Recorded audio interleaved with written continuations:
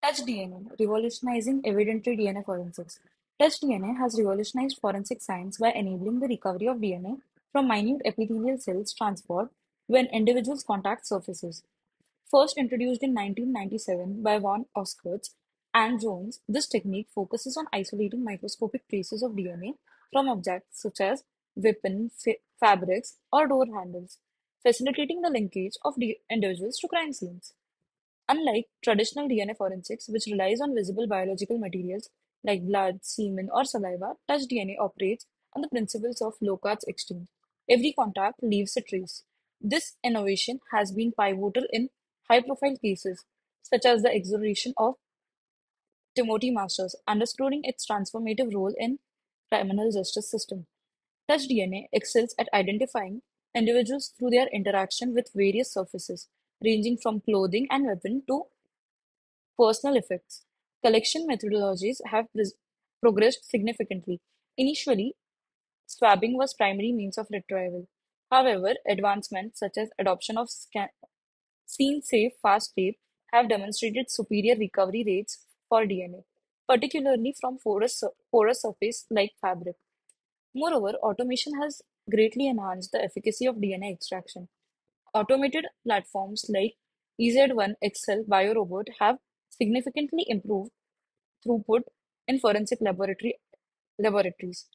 Additionally, next generation sequencing (NGS) offers capability to generate profiles from highly degraded or minimal DNA, proving particularly useful in cold cases where conventional evidence may have deteriorated. Despite its remarkable advantages, touch DNA poses certain challenges. Contamination is a significant concern due to the trace quantities of DNA involved. This makes it easy for foreign DNA to be introduced during the handling or processing of evidence. Additionally, the deposition of DNA varies between individuals, influenced by factors such as skin condition, respiration, and environmental exposure. Furthermore, touch DNA is vulnerable to environmental degradation, particularly from heat and moisture, complicating the profiling process. These constraints underscore the importance of rigorous handling protocols from collection at scene through the laboratory analysis to avoid compromising the integrity of evidence.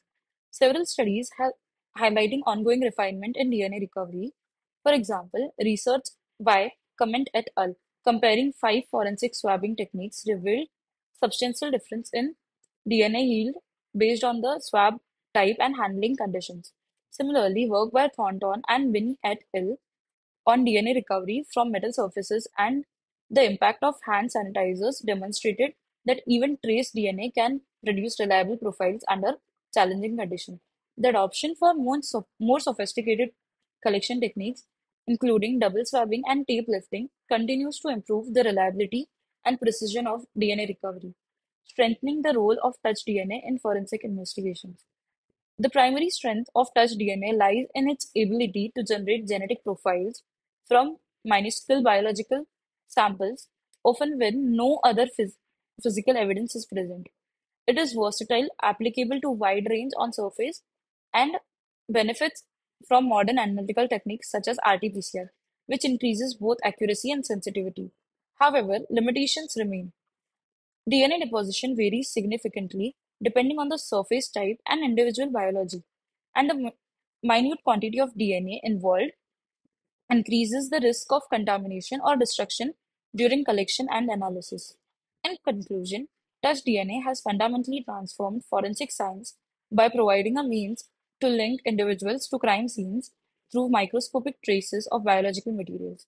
While challenges such as contamination and degradation persist, ongoing advances in technology and methodology promise to enhance its reliability and precision, solidifying touch DNA's role in pursuit justice. Thank you.